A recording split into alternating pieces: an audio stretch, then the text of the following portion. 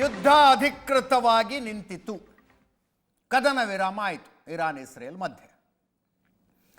ಕದನ ವಿರಾಮದ ಘೋಷಣೆಯ ನಂತರವೂ ಮಿಸೈಲ್ಗಳು ಹಾರಾಡಿದ್ವು ಅಂತ ಹೇಳ್ತಾ ಇದ್ರು. ನಾನು ಈಗ ಬರುವಾಗ ಇಸ್ರೇಲ್ನಲ್ಲಿರುವ ಕೆಲವು ಪರಿಚಯಸ್ಥ ಕನ್ನಡಿಗರಿಗೆ ಕೇಳ್ತಾ ಇದ್ದ, ಇಲ್ಲ ಸ್ವಲ್ಪ ಹೊತ್ತಿನಿಂದ ಸೈರನ್ ಏನು ಆಗಿಲ್ಲ ಅಂದರು. ಇರಾನ್ನಲ್ಲಿ ಹಾಗೆ ಕೇಳಬಹುದಾದಂಥವ್ರು ನೇರವಾಗಿ ನನಗೆ ಪರಿಚಯ ಇಲ್ಲ, ಆದ್ದರಿಂದ ಕೇಳಲಿಲ್ಲ. ಇಸ್ರೇಲ್ನಲ್ಲಿ ಇರಾನಿನ ಕ್ಷಿಪಣಿಗಳು ಬರೋದು ನಿಂತಿದ್ದಾವಂತೆ ಕೆಲವು ಗಂಟೆಗಳಿಂದ ಅಂತ ಹೇಳಿದ್ರು. ಕೆಲವು ಗಂಟೆಗಳಿಂದ ಅಲ್ಲಿಗೆ ನಿರೀಕ್ಷಿತ ಅಂತ್ಯಕ್ಕೆ ಬಂತು ನೋಡಿ ಇರಾನ್ ಇಸ್ರೇಲ್ ಕದನ. ಎರಡು ದೇಶಗಳ ಮಧ್ಯದ ಕದನ ನಡೀತಾ ಇತ್ತು. ಕದನ ವಿರಾಮ ಘೋಷಣೆ ಮಾಡಿದ್ದು ಅಮೆರಿಕದ ಅಧ್ಯಕ್ಷರು. ಕನೆಕ್ಟ್ ಆಗ್ತಿದೆಯಲ್ಲ, ಸೇಮ್ ಭಾರತ ಪಾಕಿಸ್ತಾನದ ಆಪರೇಷನ್ ಸಿಂಧೂರ, ಅದಕ್ಕೆ ಪಾಕಿಸ್ತಾನದ ರಿಯಾಕ್ಷನ್ನು. ಘೋಷಣೆ ಮಾಡಿದ್ಯಾರು? ಕದನ ವಿರಾಮಕ್ಕೆ ಒಪ್ಪಿಗೆ ಕೊಟ್ಟಿದೆ ಎರಡು ದೇಶಗಳು ಅಂತ ಡೊನಾಲ್ಡ್ ಟ್ರಂಪ್. ಇದು ಕೂಡ ಸೋಷಿಯಲ್ ಮೀಡಿಯಾದಲ್ಲಿ ಪೋಸ್ಟೆ. ಆಮೇಲೆ ಇರಾನ್ ಇಸ್ರೇಲ್ ಎರಡೂ ಒಪ್ಕೊಂಡು ಹೌದು ಕದನ ವಿರಾಮಕ್ಕೆ ಎರಡು ದೇಶಗಳು ಒಪ್ಕೊಂಡಿದ್ದಾವೆ ಅಂತ. ಆ ಮೂಲಕ 12 ದಿನಗಳ ಯುದ್ಧವೊಂದು ಅಂತ್ಯಕ್ಕೆ ಬಂದಂಗಾಯಿತು. ದೊಡ್ಡದಿದೆ ಈ tweet. Congratulations to everyone. It has been fully agreed by and between Israel and Iran that there will be a complete and total ceasefire.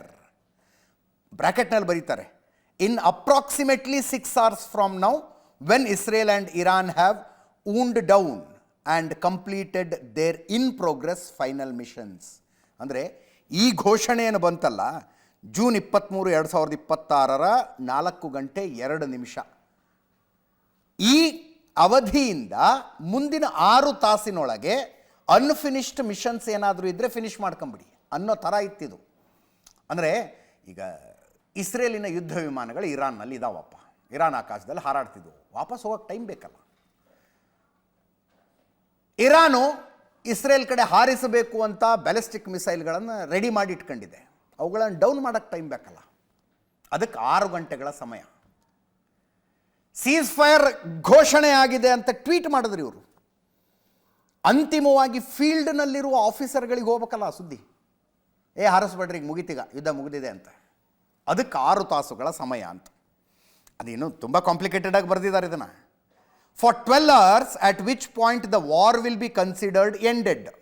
Officially, Iran will start the ceasefire and upon the 12th hour, Israel will start the ceasefire. And upon the 24th hour, an official end to the 12-day war will be saluted by the world. During each ceasefire, the other side will remain peaceful and respectful. On the assumption that everything works as it should, which it will, I would like to congratulate both countries, Israel and Iran, on having the stamina, courage and intelligence to end what should be called the 12-day war. This is a war that could have gone on for years and destroyed the entire Middle East, but it didn't. And never will. God bless Israel, God bless Iran, God bless Middle East, God bless the United States of America, and God bless the world. ಇದು Donald ಟ್ರಂಪ್ರ seize fire ಘೋಷಣೆಯ, ಕದನ ವಿರಾಮ ಘೋಷಣೆಯ tweet ಆಗಿತ್ತು. 12 ದಿನಗಳ ಯುದ್ಧ. ಇದು ಇಡೀ ಮಧ್ಯಪ್ರಾಚ್ಯವನ್ನು ಸರ್ವನಾಶ ಮಾಡಬಲ್ಲಂಥ ಯುದ್ಧ ಆಗಿತ್ತು. ಈ ಸೀಸ್ ಫೈರ್ ಆಗದೆ ಹೋಗಿದ್ದರೆ, ಈ ಕದನ ವಿರಾಮ ಆಗದೆ ಹೋಗಿದ್ದರೆ ವರ್ಷಗಳ ಕಾಲ ಈ ಯುದ್ಧ ನಡೀತಾ ಇತ್ತು. ಇದು ಈಗ ಅಂತ್ಯಗೊಂಡಿದೆ. ದೇವರು ಇಸ್ರೇಲಿಗೆ ಒಳ್ಳೇದು ಮಾಡಲಿ, ಇರಾನಿಗೆ ಒಳ್ಳೇದು ಮಾಡಲಿ, ಅಮೆರಿಕಕ್ಕೆ ಒಳ್ಳೇದು ಮಾಡಲಿ, ಜಗತ್ತಿಗೆಲ್ಲ ಒಳ್ಳೇದು ಮಾಡಲಿ ಅಂತ ಡೊನಾಲ್ಡ್ ಟ್ರಂಪ್ ಟ್ವೀಟ್ ಮಾಡುವ ಮೂಲಕ ಕದನ ವಿರಾಮವನ್ನು ಘೋಷಣೆ ಮಾಡಿದ್ರು. ಇದನ್ನು ಇರಾನ್ ಮತ್ತು ಇಸ್ರೇಲ್ ಎರಡೂ ಕೂಡ ಒಪ್ಪಿಕೊಂಡ್ರು. ಸೈಯದ್ ಅಬ್ಬಾಸ್ ಅರಾಗ್ಚಿ, ಇರಾನಿನ ವಿದೇಶಾಂಗ ಸಚಿವರು ಟ್ವೀಟ್ ಮಾಡಿದ್ರು, ಇಸ್ರೇಲಿಗೆ ಶಿಕ್ಷಿಸಲು ಸೇನಾ ಕಾರ್ಯಾಚರಣೆ ನಡೆಸಿದ್ವಿ. ಕೊನೆಯ ಘಳಿಗೆವರೆಗೂ ಇಸ್ರೇಲ್ ಮೇಲೆ ದಾಳಿ ಮುಂದುವರೆದಿತ್ತು. ಇರಾನ್ ಜನರ ಪರವಾಗಿ ನಮ್ಮ ಸೇನೆಯನ್ನು ಅಭಿನಂದಿಸ್ತೀನಿ. ರಕ್ತದ ಕೊನೆಯ ಹನಿ ಇರೋ ತನಕ ದೇಶದ ರಕ್ಷಣೆಗೆ ಬದ್ಧರಾಗಿದ್ದಕ್ಕೆ. ಸೈಯದ್ ಅಬ್ಬಾಸ್ ಅರಾಗ್ಚಿ. ಇದು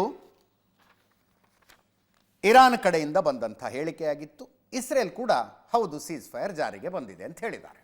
ಇದು ಅಂತಿಮವಾಗಿ ಹೆಂಗೆ ವರ್ಕೌಟ್ ಆಯಿತು ಅಂತ. ಸೀಸ್ ಫೈರ್ ವರ್ಕೌಟ್ ಆಗೋದಕ್ಕೆ ಒಂದೊಂದು ಚಾನಲ್ ಕೆಲಸ ಮಾಡಿರ್ಬೇಕಲ್ಲ. ಚಾನಲ್ ಅಂದರೆ ನ್ಯೂಸ್ ಚಾನಲ್ ಥರದ್ದಲ್ಲ ನಾನು ಹೇಳೋದು. ಏನೋ ಒಂದು ಮಾರ್ಗ ಅಂತ ಆಗಿರ್ಬೇಕಲ್ಲ, ಅದು ಏನು ಅಂತ. ಬೇಸಿಕಲಿ ಸೀಸ್ ಫೈರ್ ಎಲ್ಲರಿಗೂ ಬೇಕಾಗಿತ್ತು. ಇರಾನ್ ಹೈರಾಣಾಗಿತ್ತು ಅಮೇರಿಕದ ದಾಳಿಯಿಂದ. ಇಸ್ರೇಲ್ಗೆ ಈ ಯುದ್ಧವನ್ನು ಮುಂದುವರಿಸುವ ಶಕ್ತಿ ತಾಕತ್ತು ಉಳ್ಕೊಂಡಿಲ್ಲ. ಎಲ್ಲ ದೇಶಕ್ಕೂ ಇಷ್ಟಿಷ್ಟೇ ದಿನ ಯುದ್ಧವನ್ನು ಮುಂದುವರಿಸುವ ಶಕ್ತಿ ಇರುತ್ತೆ. ಇಸ್ರೇಲ್ ಕೂಡ ಸುಸ್ತಾಗಿತ್ತು. ಅಮೇರಿಕಕ್ಕೆ ಸಾಕಪ್ಪ ಇದನ್ನು ಮುಂದುವರಿಸಬಾರ್ದು ಅಂತ. ಮಿಡ್ಲ್ ಈಸ್ಟ್ನಲ್ಲಿ ಎಲ್ಲೆಲ್ಲಿ ಅಮೇರಿಕ ಕೈ ಹಾಕಿದೆಯಲ್ಲ, ಇನ್ನೊಂದು ವಾರದಲ್ಲಿ ಮುಗಿಸ್ಕೊಂಬಂದುಬಿಡ್ತೀವಿ, 15 ದಿವಸದಲ್ಲಿ ಮುಗಿಸ್ಕೊಂಬಂದುಬಿಡ್ತೀವಿ ಅಂತ ಬಂದಿದ್ರಲ್ಲ, ಅಲ್ಲೆಲ್ಲ ವರ್ಷಗಟ್ಟಲೆ ಹಿಡಿದಿದೆ. ಅಮೇರಿಕನ್ ಸೈನಿಕರು ಪ್ರಾಣ ಬಿಟ್ಟಿದ್ದಾರೆ. ಸಂಜೆ 7ರಿಂದ 8 ನಮ್ಮ ಡಿಬೇಟ್ನಲ್ಲಿ ಇದೇ ವಿಷಯ ಬಂತು. ಅಮೇರಿಕ ಹೆದರೋದಿದ್ದರೆ ಸೈನಿಕರ ಸಾವುಗಳಿಗೆ ಮಾತ್ರ ಅಂತ. ಇದನ್ನು ಮುಂದುವರಿಸೋದು ಬೇಕಾಗಿಲ್ಲ. ಅಲ್ಲಿಂದ ಬಾಂಬರ್ಗಳು ಬರ್ತವೆ, ಹಾರ್ಕೊಂಡು 18 ತಾಸು ಬರ್ತವೆ, ಇರಾನಿನ ಏರ್ ಸ್ಪೇಸ್ ಪ್ರವೇಶ ಮಾಡ್ತವೆ. 35 ನಿಮಿಷ ಅಲ್ಲಿ ಇಲ್ಲಿ ಹಾರಾಟ ನಡೆಸಿ ಇರಾನಿನ 3 ಅಣು ಕೇಂದ್ರಗಳ ಮೇಲೆ ಬಾಂಬ್ ಹಾಕ್ತವೆ, ಮತ್ತೆ ಹೋಗ್ತವೆ. ಎಲ್ಲ ಸೇರಿಸಿದ್ರು ಒಂದು 3-4 ಸಾವಿರ ಕೋಟಿ ಖರ್ಚಾಯಿತು ಅಮೇರಿಕಕ್ಕೆ. 14 ಬಾಂಬ್ ನೆನ್ನೆ ಹಾಕಿದ್ದವರು. ಒಂದೊಂದು ಬಾಂಬಿನ ರೇಟು 178 ಕೋಟಿ ಇಂಡಿಯನ್ ಕರೆನ್ಸಿಯಲ್ಲಿ. 178 ಕೋಟಿ. ಆ B-2 ಬಾಂಬರ್ಗಳು 1 ತಾಸು ಫ್ಲೈ ಮಾಡಿದ್ರೆ 1,29,00,000 ಇಂಡಿಯನ್ ಕರೆನ್ಸಿಲಿ ಖರ್ಚಾಗುತ್ತೆ. ಆ B-2 ಬಾಂಬರ್ಗಳು 7 ಕಳಿಸಿದ್ರು. ಅವುಗಳಿಗೆ ಪೆಟ್ರೋಲ್ ತುಂಬಿಸೋದಕ್ಕೆ 10 ಟ್ಯಾಂಕರ್ಗಳು, ಅವೆಲ್ಲವುಗಳ ರಕ್ಷಣೆಗೆ 70 ಬೇರೆ ಫೈಟರ್ ಜೆಟ್ಗಳು, 125 ವಿಮಾನ ತಗೊಂಡು ಬಂದಿತ್ತು ಅಮೇರಿಕ. ಆಯ್ತಪ್ಪ, ಮಾಡಿದ್ವಲ್ಲ ಸಾಕಿನ್ನು ಅಂತ. ಈ ಇರಾಕ್ನಲ್ಲಿ ಕಳಿಸ್ದಂಗೆ, ಅಫ್ಘಾನಿಸ್ತಾನದಲ್ಲಿ ಕಳಿಸ್ದಂಗೆ ಮಿಲಿಟ್ರಿ ಕಳಿಸಿ ಅಲ್ಲಿ ಬೇಸ್ ಮಾಡಿ ಅದನ್ನೆಲ್ಲ ಮಾಡುವ ಆರ್ಥಿಕ ಕ್ಷಮತೆ ಅಮೇರಿಕಕ್ಕೆ ಉಳ್ಕೊಂಡಿಲ್ಲ. ಆ ಮೈಂಡ್ಸೆಟ್ನವರು ಡೊನಾಲ್ಡ್ ಟ್ರಂಪ್ ಅಲ್ಲ. ಅದಕ್ಕೆ ಅಮೇರಿಕಕ್ಕೂ ಸಾಕಾಗಿತ್ತು, 3 ಜನರಿಗೂ ಸಾಕಾಗಿತ್ತು. ಬಟ್ ಏನು, 3 ಜನರಿಗೂ ಮೀಸೆ ಮಣ್ಣಾಗಲಿಲ್ಲ ಅನ್ನೋ ರೀತಿಯಲ್ಲಿ ಇದು ಮುಗಿಬೇಕಾಗಿತ್ತು. ರಾತ್ರಿ ಏನಾಗಿದೆ, ಡೊನಾಲ್ಡ್ ಟ್ರಂಪು ಫೋನ್ ಮಾಡಿದ್ದಾರೆ ಕತಾರ್ನ ಪ್ರಧಾನಮಂತ್ರಿಗಳಿಗೆ. ಶೇಖ್ ಮೊಹಮ್ಮದ್ ಕತಾರ್ನ ಪ್ರಧಾನಮಂತ್ರಿಗಳಿಗೆ ಫೋನ್ ಮಾಡಿದ್ದಾರೆ. ನಾಟಕೀಯವಾಗಿ ಹೇಳ್ತೀನಿ ಹೆಂಗೆ ಆಗಿರಬಹುದು ಇದು ಅಂತ. ಇದು ಫೋನ್ ಮಾಡಿದ್ದು ಕರೆಕ್ಟು, ನಿಜ. ಇದು ಕತಾರ್ನ ಪ್ರಧಾನಮಂತ್ರಿ ಶೇಖ್ ಮೊಹಮ್ಮದ್ರಿಗೆ ಡೊನಾಲ್ಡ್ ಟ್ರಂಪ್ ಫೋನ್ ಮಾಡಿದ್ದಾರೆ. ನಾನು ಮಾತಾಡೋದು ಬೇರೆ ಅಲ್ಲ, ಬೆಂಜಮಿನ್ ನೆತನ್ಯಾಹು ಮಾತಾಡೋದು ಬೇರೆ ಅಲ್ಲ. ನಾನು ಇಸ್ರೇಲ್ ಪರವಾಗೇ ಮಾತಾಡ್ತಿದ್ದೀನಿ. ಇರಾನಿಗೆ ಹೇಳಿ, ಸಾಕು ಮಾಡೋದಕ್ಕೆ ಹೇಳಿ ಇದನ್ನು ಅಂತ ಶೇಖ್ ಮೊಹಮ್ಮದಿಗೆ ಹೇಳಿದ್ದಾರೆ. ಶೇಖ್ ಮೊಹಮ್ಮದ್ ಇದ್ದವ್ರು ಹಾಟ್ಲೈನಲ್ಲಿ ಮಾತಾಡ್ತಿರ್ತಾರಲ್ಲ ಫೋನ್ನಲ್ಲಿ, 1 ನಿಮಿಷ ಇರಿ, ಒಂದು ಫೋನ್ ಅವ್ರಿಗೂ ಕಾಲ್ ತಗೊಂಡ್ಬಿಡ್ತೀನಿ ಅಂತಂದಿದ್ದಾರೆ. ಕಾಲ್ ಕನೆಕ್ಟ್ ಮಾಡ್ಕೊಳ್ಳೋಣ ಅಂತ ನಾವು ಹೇಳ್ತೀವಲ್ಲ, ಕಾನ್ಫರೆನ್ಸ್ಗೆ ಹಾಕೋಣ ಅಂತೀವಲ್ಲ, ಆ ಲೆಕ್ಕಾಚಾರದಲ್ಲಿ 1 ನಿಮಿಷ ಇರಿ, ಫೋನ್ ಕನೆಕ್ಟ್ ಮಾಡ್ಕೊಂಡ್ಬಿಡ್ತೀನಿ ಅಂತ. ಶೇಖ್ ಮೊಹಮ್ಮದ್ ಇದ್ದವರು ಇರಾನಿನ ಪ್ರಧಾನಮಂತ್ರಿ, ಇರಾನಿನ ಅಧ್ಯಕ್ಷ ಮಸಾದ್ ಪೆಜೆಸ್ಕನ್ಗೆ ಫೋನ್ ಮಾಡಿದ್ದಾರೆ. ಮಸಾದ್ ಪೆಜೆಸ್ಕನ್ ಇರಾನಿನ ಅಧ್ಯಕ್ಷರು. ಸರ್ವೋಚ್ಚ ನಾಯಕ ಬೇರೆ, ಅಧ್ಯಕ್ಷ ಬೇರೆ. ಸರ್ವೋಚ್ಚ ನಾಯಕರ ಜೊತೆ ಮಾತಾಡೋದಕ್ಕಾಗೋದಿಲ್ಲ, ಅವರು ಹೈಡಿಂಗ್ನಲ್ಲಿದ್ದಾರೆ ತಮ್ಮ ಕುಟುಂಬ ಸಮೇತ. ಸರ್ಕಾರಿ ಆದೇಶಗಳನ್ನು ಏನೇ ಕೊಡೋದಿದ್ದು ರೈಟಿಂಗ್ನಲ್ಲಿ ಪೇಪರ್ ಕೊಟ್ಟು ಕಳಿಸ್ತಿದ್ದಾರೆ ಅವರು. ಖಮೇನಿ, ಅಯಾತುಲ್ಲಾ ಖಮೇನಿ ಪೇಪರ್ ಕೊಟ್ಟು ಕಳಿಸ್ತಾ ಇದ್ದಾರೆ. ಯಾವುದೇ ಎಲೆಕ್ಟ್ರಿಕಲ್ ಡಿವೈಸ್ಗಳ ಅವರ ಸುತ್ತು ಕಡೆ ಇಲ್ಲ, TV ಸೇರಿದಂತೆ ಏನೂ ಇಲ್ಲವಂತೆ. ಅಂಥ ಜಾಗದಲ್ಲಿದ್ದಾರೆ ಅವರು, ಅವ್ರ ಜೊತೆ ಮಾತಾಡೋಕ್ಕಾಗಲ್ಲ. ಮಸಾದ್ ಪೆಜೆಸ್ಕನ್ಗೆ ಫೋನ್ ಮಾಡಿದ್ದಾರೆ, ಅಧ್ಯಕ್ಷರಿಗೆ. ಡೊನಾಲ್ಡ್ ಟ್ರಂಪ್ ಹೇಳಿದ್ದೆಲ್ಲವನ್ನೂ ಕತಾರ್ನ ಪ್ರಧಾನಿ ಅವ್ರಿಗೆ ಹೇಳ್ತಾ ಇದ್ರು. ಹಿಂಗಂತಿದ್ದಾರೆ ನೋಡಿ, ಅವ್ರು ಏನಂತೀರಿ ನೀವು, ಹಿಂಗಂತಿದ್ದಾರೆ ಏನಂತೀರಿ. ಡೊನಾಲ್ಡ್ ಟ್ರಂಪ್ ಹೇಳಿದ್ರಂತೆ, ಇಲ್ಲಿಂದ ಮುಂದುವರೆದ್ರೆ ಇರಾನನ್ನು ಸರ್ವನಾಶನೇ ಮಾಡಿಬಿಡ್ತೀವಿ ನಾವು. ಆಗಿದ್ದಾಗ ಹೋಗಿದೆ, ಈಗ ಕದನ ವಿರಾಮಕ್ಕೆ ಒಪ್ಕೊಳ್ಳಿ ಅಂದ್ರಂತೆ. ಆನ್ ವಾಟ್ ಟರ್ಮ್ ಬೇಕಲ್ಲ. ಈಗ ಒಬ್ಬೊಬ್ಬರ ಕೈಯಲ್ಲಿ ಇರೋದಿಲ್ಲ ಇದು. ಆವಾಗ ಒಂದು ಇಂಟ್ರೆಸ್ಟಿಂಗ್ ಅಂಶ ಇರಾನಿನ ಅಧ್ಯಕ್ಷರಿಂದ ಬಂದಿದೆ, ಮಸಾದ್ರಿಂದ. ಏನಂತ, ಅಮೇರಿಕ ಬಂದು ನಮ್ಮ ಮೇಲೆ ದಾಳಿ ಮಾಡಿತು, ನಾವು ರಿಟ್ಯಾಲಿಯೇಟ್ ಮಾಡಬೇಕು ಅಂತ ಎಲ್ಲ ತಯಾರಿ ಮಾಡ್ಕೊಂಡ್ಬಿಟ್ಟಿದ್ದೀವಿ. ಈಗ ಏನು ರಿಟ್ಯಾಲಿಯೇಷನ್ ಅಪ್ಪ ಅಂದರೆ, ಕತಾರ್ನಲ್ಲಿರುವ ಅಮೇರಿಕದ ಸೈನಿಕ ನೆಲೆ ಮೇಲೆ ದಾಳಿ ಮಾಡೋದಕ್ಕೆ ನಾವು ತಯಾರಿ ಮಾಡ್ಕೊಂಡ್ಬಿಟ್ಟಿದ್ದೀವಿ. ಏನು ಮಾಡೋದೀಗ ಅಂದಿದ್ದಾರೆ ನೋಡಿ. ಕತಾರ್ನ ಪ್ರಧಾನಮಂತ್ರಿಗಳು ಅಮೇರಿಕದ ಅಧ್ಯಕ್ಷರ ಲೈನ್ನಲ್ಲಿದ್ದಾಗ ಕತಾರ್ನಲ್ಲಿರುವ ಅಮೆರಿಕದ ಸೇನಾ ನೆಲೆಯ ಮೇಲೆ ದಾಳಿ ಮಾಡೋದಕ್ಕೆ ನಾವು ತಯಾರು ಮಾಡ್ಕೊಂಡಿದ್ದೀವಿ ಅಂತ ಇರಾನಿನ ಅಧ್ಯಕ್ಷರು ಅವ್ರಿಗೆ ಹೇಳಿದ್ರಂತೆ. ಆವಾಗ ಸಹಜವಾಗಿ ಸಿಟ್ಟು ಬಂದಿರುತ್ತೆ ಇಬ್ಬರಿಗೂ, ಕತಾರ್ನ ಪ್ರಧಾನಮಂತ್ರಿಗಳಿಗೂ ಸಿಟ್ಟು ಬರ್ತದೆ. ಏನ್ರಿ ನಮ್ಮ ದೇಶದ ಮೇಲೆ, ನಮ್ಮ ದೇಶದಲ್ಲಿರುವ ಸೈನಿಕ ನೆಲೆಯ ಮೇಲೆ ದಾಳಿ ಮಾಡ್ತೀರಾ ಅಂತ ಅಮೆರಿಕದ ಅಧ್ಯಕ್ಷರಿಗೂ ಸಿಟ್ಟು ಬಂದಿರುತ್ತೆ. ನಮ್ಮ ಸೈನಿಕ ನೆಲೆಯ ಮೇಲೆ ನೀವು ದಾಳಿ ಮಾಡ್ತೀರಾ ಅಂತ. ಆವಾಗ ಇರಾನಿನ ಅಧ್ಯಕ್ಷರು ಹೇಳಿದ್ರು, ನಮ್ಮ ಮರ್ಯಾದೆ ಪ್ರಶ್ನೆ, ನಮ್ಮ ಮರ್ಯಾದೆ ಪ್ರಶ್ನೆ. ಅಮೇರಿಕದ ಕೈಯಲ್ಲಿ ಹೊಡೆಸ್ಕೊಂಡು ನೀವು ಸುಮ್ಮನೆ ಕುಂತ್ರಿ ಅಂತ ಜನ ನಮ್ಮನ್ನು ಉಗಿತಾರೆ ನಾಳೆ ದಿವಸ. ಆದ್ದರಿಂದ ಏನು ಮಾಡೋಣ ನೀವೇ ಹೇಳಿ ಅಂದ್ರಂತೆ. ಆಮೇಲೆ ಟ್ವೀಟ್ನಲ್ಲಿ ಬರ್ತಿದ್ದು ಡೀಟೇಲಾಗಿ, ಏನು ಮಾಡೋಣ ನೀವೇ ಹೇಳಿ ಅಂತ. ಆಮೇಲೆ ದಾಳಿಯ ಅಷ್ಟೂ ವಿವರಗಳನ್ನು ಇರಾನ್, ಅಮೇರಿಕ ಮತ್ತು ಕತಾರ್ ಇಬ್ಬರಿಗೂ ಕೊಟ್ಟಿದೆ. ಇಂಥ ಮಿಸೈಲು, ಇಷ್ಟು ಮಿಸೈಲು, ಇಷ್ಟು ಹೊತ್ತಿಗೆ ಇಂಥ ಸೈನಿಕ ನೆಲೆಯ ಮೇಲೆ ಇಂಥ ಭಾಗಕ್ಕೆ ನಾವು ದಾಳಿ ಮಾಡ್ತೀವಿ, ಇಷ್ಟು ಟೈಮ್ ಇದೆ ಇನ್ನು ಅಂದ್ರಂತೆ. ಅಷ್ಟೆಲ್ಲ ವಿವರಗಳನ್ನು ಕೊಟ್ಟಿದ್ದಾರೆ. ಅಂದರೆ ನಾವು ನಿಮ್ಮ ಮೇಲೆ ದಾಳಿ ಮಾಡ್ತೀವಿ, ಇಷ್ಟೊತ್ತಿಗೆ ಇಂಥ ಮಿಸೈಲ್, ಇಷ್ಟು ಮಿಸೈಲ್ ಇಟ್ಕೊಂಡು ಇಂಥ ಭಾಗದ ಮೇಲೆ ದಾಳಿ ಮಾಡ್ತೀವಿ ಅಂತ ಡೀಟೇಲ್ ಕೊಟ್ಟಿದ್ದಾರೆ. ಟೈಮ್ ನೋಡ್ಕೊಂಡಿದ್ದಾರೆ, ಇನ್ನೂ ಟೈಮ್ ಇದೆಯಲ್ಲ. ಅದಕ್ಕೆ ಅಮೇರಿಕ ಅಲ್ಲಿ ಇದ್ದಂಥ ತಮ್ಮ ಯುದ್ಧ ವಿಮಾನಗಳು, ಸೈನಿಕರು ಎಲ್ಲರನ್ನೂ ಹೊರಗಡೆ ಕಳಿಸಿದ್ದಾರೆ. ಇರಾನ್ ದಾಳಿ ಮಾಡುತ್ತಂತಪ್ಪ, ಇಲ್ಲಿ ನೀವು ಖಾಲಿ ಮಾಡಿಬಿಡಿ ಅಂತ. 10,000 ಸೈನಿಕರು ಇದರಲ್ಲಿ. ಇಮಿಡಿಯೇಟಾಗಿ ಯಾರಿಗೂ ಏನು ಪ್ರಾಣಕ್ಕೆ ಅಪಾಯ ಆಗಬಾರ್ದಲ್ಲ ಅಂತ ಮಾಡಿ, ಇನ್ಫ್ರಾಸ್ಟ್ರಕ್ಚರ್ಗೂ ಹಾನಿ ಆಗಬಾರ್ದಲ್ಲ, ಏರ್ ಡಿಫೆನ್ಸ್ ಸಿಸ್ಟಮನ್ನು ರೆಡಿ ಮಾಡ್ಕೊಂಡಿದೆ ಅಲ್ಲಿ ಅಮೇರಿಕ. ಇದೆಲ್ಲ ಮ್ಯಾಚ್ ಫಿಕ್ಸಿಂಗ್ ರೀತಿಯಲ್ರಿ. ಇರಾನ್ ಹೇಳಿತ್ತು ಅಮೇರಿಕಕ್ಕೆ, ಇದೊಂದು ದಾಳಿ ಮಾಡಿಬಿಡ್ತೀವಿ ದಯವಿಟ್ಟು ನಮ್ಮ ದೇಶದಲ್ಲಿ ನಮ್ಮ ಮರ್ಯಾದೆ ಪ್ರಶ್ನೆ ಅಂತ. ಆಯ್ತು ಸರಿ ಮಾಡ್ಕೊಳ್ಳಿ ಅಂತ ಇವರು ಅಂದಿದ್ದಾರೆ. 14 ಮಿಸೈಲ್ಗಳನ್ನೇ ಹಾರಿಸ್ತೀವಿ ನಿಮ್ಮ ಕಡೆಗೆ ಅಂತ ಇರಾನ್ ಮೊದಲೇ ಹೇಳಿತ್ತು. 14 ಹಾರಿಸಿದ್ರು. ಅದರಲ್ಲಿ 13 ಅಮೇರಿಕದವ್ರು ಆಕಾಶದಲ್ಲೇ ಹೊಡೆದಾಕಿದ್ರು. ಇನ್ನು ಒಂದನ್ನು ಬೇಕು ಅಂತಾನೇ ನಾವು ಹೊಡೆದು ಹಾಕಲಿಲ್ಲ, ಯಾಕಂದರೆ ಅದು ಕರೆಕ್ಟಾಗಿ ಗುರಿ ಕಡೆ ಬರ್ತಿರಲಿಲ್ಲ ಅಂತ ಡೊನಾಲ್ಡ್ ಟ್ರಂಪ್ ಟ್ವೀಟ್ ಮಾಡಿದ್ದಾರೆ. ಅಲ್ಲಿಗೆ ಇರಾನ್ಗೆ ತನ್ನ ದೇಶದ ನಾಗರಿಕರಿಗೆ ಹೇಳೋದಕ್ಕೂ ಆಯಿತು, ಅಮೇರಿಕದ ಸೇನಾ ನೆಲೆಯ ಮೇಲೆ ನಾವು ದಾಳಿ ಮಾಡಿಬಿಟ್ವಿ ಅಂತ. ಡೊನಾಲ್ಡ್ ಟ್ರಂಪ್ಗೆ ಏನು ಹೇಳ್ತಾರೆ, ಮೊದಲೇ ಹೇಳಿದ್ವಿ ತಾನೆ, ನಾವು ಕೊಟ್ಟ ಮಾತಿಗೆ ತಪ್ಪಿ ನಡೆದಿದ್ದೀವ, ಹಾಗೆ ನಡ್ಕೊಂಡಿದ್ದೀವಿ, ಆಯ್ತು ಇಷ್ಟೆಲ್ಲ ಆಯ್ತಲ್ಲ, ಈಗ ಕದನ ವಿರಾಮಕ್ಕೆ ನಾವು ಓಕೆ ಅಂದಿದ್ದಾರೆ. ಅಂತಿಮವಾಗಿ ಕದನ ವಿರಾಮ ಜಾರಿಗೆ ಬಂದದ್ದು ಹೀಗೆ. ಅಮೇರಿಕದ ಒಂದು ಸೈನಿಕ ನೆಲೆಯ ಮೇಲೆ ಡೊನಾಲ್ಡ್ ಟ್ರಂಪ್ರ ಒಪ್ಪಿಗೆಯ ಮೇರೆಗೆ ದಾಳಿ ನಡೆಸುವುದರೊಂದಿಗೆ ಈ ಕದನ ವಿರಾಮ ಜಾರಿಗೆ ಬಂದಿದೆ. ಕತಾರ್ನ ಅಲ್ ಉದೇದ್ ಏರ್ಬೇಸ್ ಮೇಲೆ ಇರಾನ್ ದಾಳಿ ನಡೆಸಿತು. 14 ಕ್ಷಿಪಣಿಗಳ ದಾಳಿ, 13 ಅಮೇರಿಕ ಆಕಾಶದಲ್ಲೇ ಹೊಡೆದಾಕ್ತು. ಇಡೀ ಪಶ್ಚಿಮ ಏಷ್ಯಾದಲ್ಲಿ ಅಮೇರಿಕಕ್ಕಿರುವ ಅತಿ ದೊಡ್ಡ ಸೇನಾ ನೆಲೆ ಇದೆ ಅಲ್ ಉದೇದ್ ಅಂತ. 10,000 ಸೈನಿಕರು ಇರ್ತಾರಲ್ಲಿ. ಎಲ್ಲವನ್ನು ಸುರಕ್ಷಿತವಾಗಿ ಅಮೇರಿಕ ಮೊದಲೇ ಸಾಗಿಸಿತ್ತು. ಇಲ್ಲಿದೆ ನೋಡಿ ಟ್ವೀಟ್, ಇದು ಚೆನ್ನಾಗಿದೆ. Iran has officially responded to our obliteration of their nuclear facilities with a very weak response which we expected, ನಿರೀಕ್ಷೆ ಮಾಡಿದ್ದೆವು, and have very effectively countered, ಪರಿಣಾಮಕಾರಿಯಾಗಿ ಅದನ್ನು ಎದುರಿಸಿದ್ದೇವೆ. There have been 14 missiles fired, 13 were knocked down ಅಂದರೆ ಹಾಕಿದ್ವಿ ಅವನ್ನ, and 1 was set free, ಇನ್ನೊಂದು ಬಿದ್ಕೊಳ್ಳಿ ಅಂತ ಬಿಟ್ವಿ ಅಂತ, because it was headed in a non-threatening direction, ಅಪಾಯಕಾರಿ ಅಲ್ಲದ ದಿಕ್ಕಿನ ಕಡೆಗೆ ಅದು ಸಾಗ್ತಾ ಇತ್ತು, ಆದ್ದರಿಂದ ಅದನ್ನು ನಾವು ಆಕಾಶದಲ್ಲಿ ಹೊಡೆಯಲಿಲ್ಲ.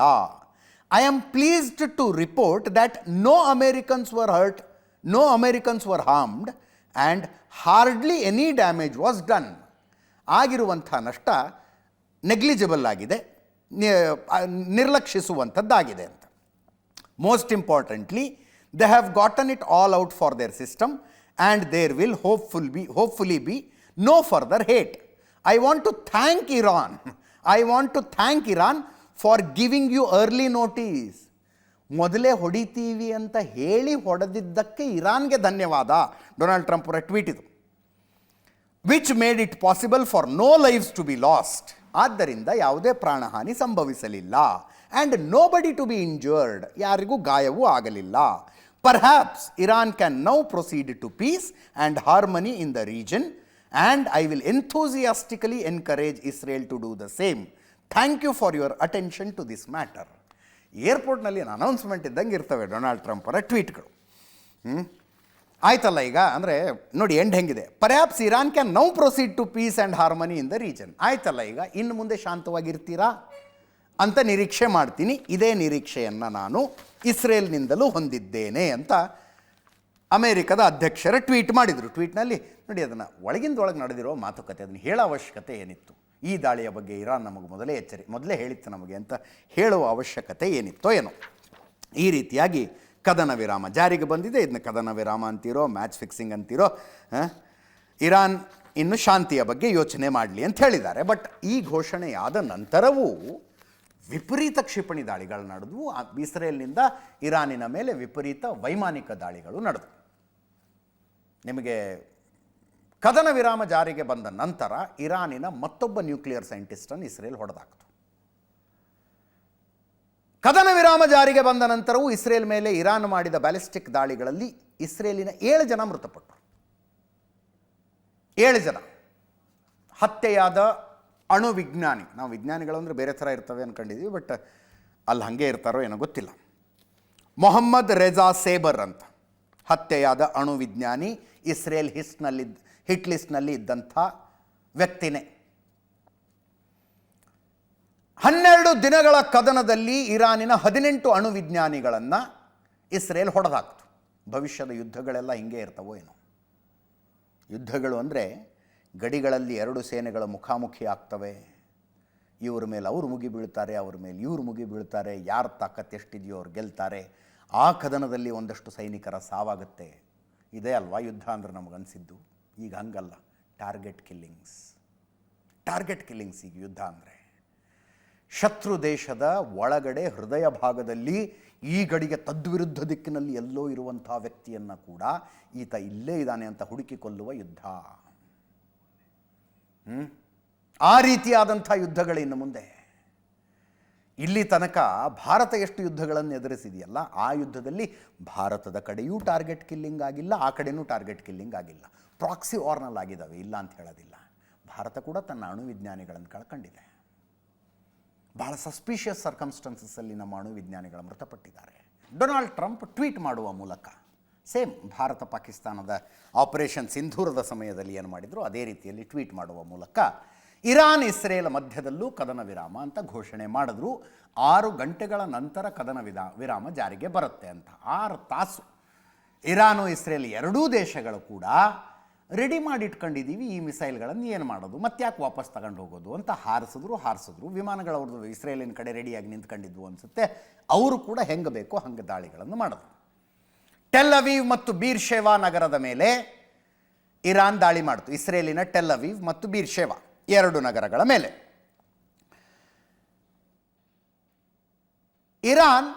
ಇರಾನಿನ ಮತ್ತೊಬ್ಬ ಅಣು ವಿಜ್ಞಾನಿಯನ್ನು ಟಾರ್ಗೆಟ್ ಮಾಡಿ, ಇದು ಘೋಷಣೆಯಾದ ನಂತರ, ಕದನ ವಿರಾಮ ಘೋಷಣೆಯಾದ ನಂತರ ಇನ್ನೊಬ್ಬ ನ್ಯೂಕ್ಲಿಯರ್ ವಿಜ್ಞಾನಿ, ಅಣು ವಿಜ್ಞಾನಿ ಮೊಹಮ್ಮದ್ ರೇಜಾ ಸೇಬರ್ರನ್ನು ಇಸ್ರೇಲ್ ಹೊಡೆದಾಕ್ತು. ಅಣು ವಿಜ್ಞಾನಿ IRGCಯ ಹಿರಿಯ ಅಧಿಕಾರಿ ಕೂಡ ಹೌದು. ಇಸ್ಲಾಮಿಕ್ ರೆವಲ್ಯೂಷನರಿ ಗಾರ್ಡ್ಸ್ ಕಾರ್ಪ್ಸ್ನ ಹಿರಿಯ ಅಧಿಕಾರಿ ಕೂಡ ಹೌದು. ಇರಾನಿನ ಉತ್ತರ ಭಾಗದ ಮೇಲೆ ನಡೆದಂಥ ದಾಳಿಯಲ್ಲಿ ಈ ಅಧಿಕಾರಿಯನ್ನು ಇಸ್ರೇಲ್ ಟಾರ್ಗೆಟ್ ಕಿಲ್ಲಿಂಗ್ ಮಾಡ್ತು. ಇಸ್ರೇಲಿನ ಹಿಟ್ ಲಿಸ್ಟ್ನಲ್ಲಿ ಈ ವ್ಯಕ್ತಿ ಮೊದಲಿನಿಂದಾನೂ ಇದ್ದರು. ಒಂದು ಸಲ ದಾಳಿ ಮಾಡಿದಾಗ ಮನೆಯ ಮೇಲೆ ಕರೆಕ್ಟಾಗಿ ದಾಳಿ ಮಾಡ್ತಾರೆ, ಇಂಟೆಲಿಜೆನ್ಸ್ ಫೇಲ್ಯೂರ್ ಆಗುತ್ತೆ ಇಸ್ರೇಲದ್ದು. ಮನೆಯಲ್ಲಿ ಮೊಹಮ್ಮದ್ ರೇಜಾ ಇರಬಹುದು ಅಂದ್ಕೊಂಡು ದಾಳಿ ಮಾಡಿದಾಗ ಆತ ಮನೆಯಲ್ಲಿ ಇರಲಿಲ್ಲ. ನನ್ನನ್ನು ಕೊಲ್ಲಬಹುದು ಇಸ್ರೇಲ್ ಅಂತ ಇರಾನಿನ ಉತ್ತರ ಭಾಗದಲ್ಲಿ ಅಪ್ಪ ಅಮ್ಮ ಇರ್ತಿದ್ರಂತೆ. ತಂದೆ ತಾಯಿ ಮನೆಗೆ ಹೋಗ್ಬಿಟ್ಟಿದ್ರು. ಟೆಹರಾನ್ನಲ್ಲಿರುವ ಮನೆಯನ್ನು ಬಿಟ್ಟು ತಂದೆ ತಾಯಿ ಮನೆಗೆ ಹೋಗ್ಬಿಟ್ಟಿದ್ರು. ಟೆಹರಾನಿನ ಅಪಾರ್ಟ್ಮೆಂಟ್ನಲ್ಲೇ ಇರಬಹುದು ಅಂದ್ಕೊಂಡು ಇಸ್ರೇಲ್ ಹೊಡಿತು. ಆವತ್ತು ಇರಲಿಲ್ಲ. ಮೊಹಮ್ಮದ್ ರೇಜಾ ಸೇಬರ್ನ 17 ವರ್ಷದ ಮಗ ಸತ್ತುಬಿಟ್ಟ. ಅದರಲ್ಲಿ ಮಗ ಸತ್ತ ದುಃಖ, ನಾನು ತಪ್ಪಿಸಿಕೊಂಡೆ ಅನ್ನುವ ಸಮಾಧಾನ ಇತ್ತೋ ಏನೋ ಗೊತ್ತಿಲ್ಲ. ಆ ಸಮಾಧಾನದಲ್ಲಿ ಹೈಡಿಂಗ್ನಲ್ಲಿದ್ದಂಥ ಮೊಹಮ್ಮದ್ ರೇಜಾ ಸೇಬರ್ ಇಸ್ರೇಲ್ ಮತ್ತು ಹುಡುಕ್ತು ಎಲ್ಲಿ ಹೋದಾಯಿತಾ ಅಂತ. ಈತನನ್ನು ಪತ್ತೆ ಹಚ್ಚಿದ್ರು, ತಂದೆ ತಾಯಿ ಮನೆಯಲ್ಲಿದ್ದಾರೆ ಅಂತ. ಕದನ ವಿರಾಮ ಘೋಷಣೆ ಆದರೆ ಏನಂತೆ, ಇನ್ನು 6 ತಾಸು ಟೈಮ್ ಇದೆಯಲ್ಲ ಅಂತ ಹೊಡೆದಾಕಿದ್ರು. ಮೊಹಮ್ಮದ್ ರೇಜಾ ಮೇಲೆ ಅಮೇರಿಕದ ಆರ್ಥಿಕ ದಿಗ್ಬಂಧನಗಳೆಲ್ಲ ಇದ್ದವು, ಟ್ರಾವೆಲ್ ರಿಸ್ಟ್ರಿಕ್ಷನ್ಸ್ ಎಲ್ಲ ಇತ್ತು. ಇಲ್ಲಿ ತನಕ ಈ 12 ದಿನಗಳ ಕದನದಲ್ಲಿ ಇರಾನಿನ 18 ಅಣುವಿಜ್ಞಾನಿಗಳನ್ನು ಇಸ್ರೇಲ್ ಹೊಡೆದಾಕ್ತು. ಇರಾನಿಗೆ ಅಣುಬಾಂಬ್ ತಯಾರಿಸೋದಕ್ಕೆ ಸಹಾಯ ಮಾಡ್ತಾ ಇದ್ದಂಥ 18 ವಿಜ್ಞಾನಿಗಳನ್ನು ಹೊಡೆದಾಕಿದೆ. ಈ 18 ಜನರನ್ನು ಸೇರಿಸಿದರೆ ಇಲ್ಲಿ ತನಕ ಇರಾನ್ನಲ್ಲಿ 606 ಜನರ ಬಲಿಯಾಗಿದೆ. ಇರಾನಿನ ಆರೋಗ್ಯ ಇಲಾಖೆ ಅಧಿಕೃತವಾಗಿ ಕೊಟ್ಟಿರುವ ಹೇಳಿಕೆ ಇದು. ನಮ್ಮ 606 ಜನ ಬಲಿಯಾಗಿದ್ದಾರೆ ಅಂತ. ಅದರಲ್ಲಿ 18 ಜನ ಅಣುವಿಜ್ಞಾನಿಗಳಿದ್ದಾರೆ, IRGC ಅಧಿಕಾರಿಗಳು, ಇನ್ಕ್ಲೂಡಿಂಗ್ ಅವರ CDS ಇದರಲ್ಲಿ 2 CDSಗಳನ್ನು, ಚೀಫ್ ಆಫ್ ಡಿಫೆನ್ಸ್ ಸ್ಟಾಫ್ಗಳನ್ನೇ ಇಸ್ರೇಲ್ ಹೊಡೆದಾಕಿತು. ಮೊಹಮ್ಮದ್ ಬಘೇರಿ 606 ಸಾವು, 5332 ಜನರಿಗೆ ಗಾಯ ಅಂತ ಇರಾನಿನ ಆರೋಗ್ಯ ಇಲಾಖೆ ಅಧಿಕೃತ ಹೇಳಿಕೆ ಇದು. ಕದನ ವಿರಾಮ ಘೋಷಣೆಯಾದ ನಂತರ ಇರಾನ್ ನಡೆಸಿದ ದಾಳಿಯಲ್ಲಿ ಇಸ್ರೇಲ್ನ 7 ಜನ ಮೃತಪಟ್ಟಿದ್ದಾರೆ. ನಾನು ಹೇಳಿದ ಮೇಲೂ ನೀವು ಯುದ್ಧ ಮುಂದುವರಿಸಿದ್ರಿ ಅಂತ ಡೊನಾಲ್ಡ್ ಟ್ರಂಪ್ ಬೇಜಾರು ಮಾಡ್ಕೊಂಡು ಇನ್ನೊಂದು ಟ್ವೀಟ್ ಮಾಡಿದ್ರು.